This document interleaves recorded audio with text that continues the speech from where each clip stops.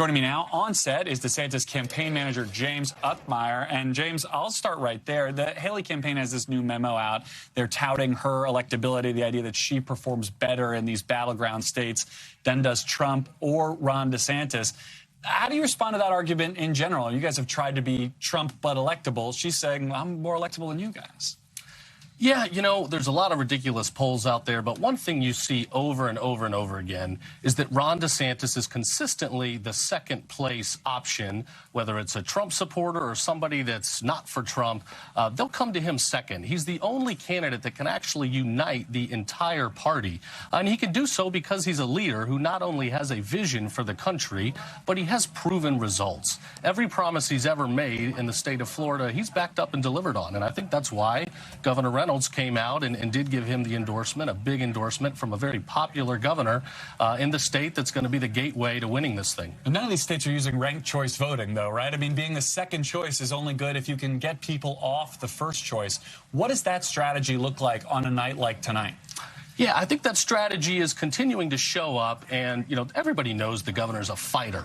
But the difference between him and everybody else is he doesn't just fight, he wins. He wins big over and over and over again.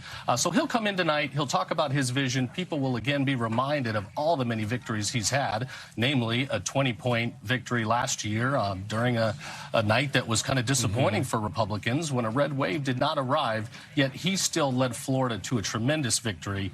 They'll see that tonight, and then going forward as candidates continue to face challenges and drop out of the race, he has the biggest infrastructure, the biggest team, the most resources in a state that's going to make a big difference, and that's Iowa. Does that infrastructure, does that team become a drag, though, if you're not able to turn around what's been going the wrong direction in polling? I mean, I know you've called these polls ridiculous, but even the Des Moines Register poll that we do with them and Mediacom shows you guys sort of like stuck in this distant second place. At what point does the infrastructure become an albatross? Sure. Well, thankfully, polls don't elect presidents. Voters do. There's a big difference between a caucus and a poll. The White House would agree with you on that. If we elected presidents based on polls, we'd have, you know, Ben Carson and, you know, John Kasich perhaps in the White House. So that's not the way things work. There was not a single poll that predicted that big 20-point victory he had in Florida last year. So we're just going to get to work on a night when it could be in the teens and you got to get people out to caucus. Having those connections, a chair in every single one of the 99 counties, having been there, you know, week on end, traveling the state, getting to know the voters, introducing them to the vision, the family, and again, reminding them Ron DeSantis doesn't just fight, he wins. Anything he's ever said he would do, he has done, and then some. So one of the things he did after that win was this 6 weeks abortion ban in Florida. I wonder how you view that politically after what we saw last night. Voters all over the country, including in some fairly red states, I think Ohio qualifies as a red state now, saying this is not what we want. Is a position like that a problem for Governor DeSantis now? Well, look, Ron DeSantis never backs down from his principles. He's a pro-life governor. He's not going to change that viewpoint based on whatever the preferred narrative might be. But look, that's not a narrative. I mean, those are voters coming out and saying we don't want this. That's not me. That's not the media. I mean, those are voters in Ohio.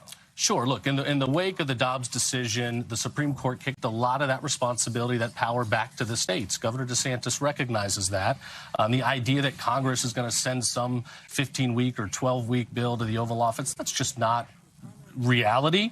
However, there are places like in California where people are advocating for abortion all the way up until birth, and some people even after. That is a time when the federal government would need to step in and prevent some really heinous things from taking place. I was struck at the last debate that Ron DeSantis made the point, I think a couple of times, that Donald Trump was basically disrespecting Republican voters by not showing up. That argument didn't seem to resonate much after the debate was over.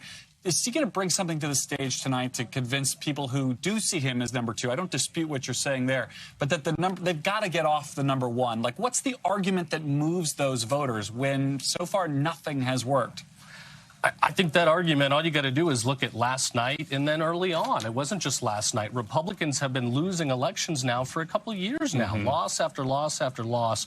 We need a new leader for the party, somebody that's a proven winner. And that person is Ron DeSantis. I think last night it teed it up perfectly. We need somebody that delivers results, and that's just not the former president anymore. Including down ballot. All right, James, we got to leave it there. Thank you for your time. Thanks for having me. Enjoyed it. Good luck tonight.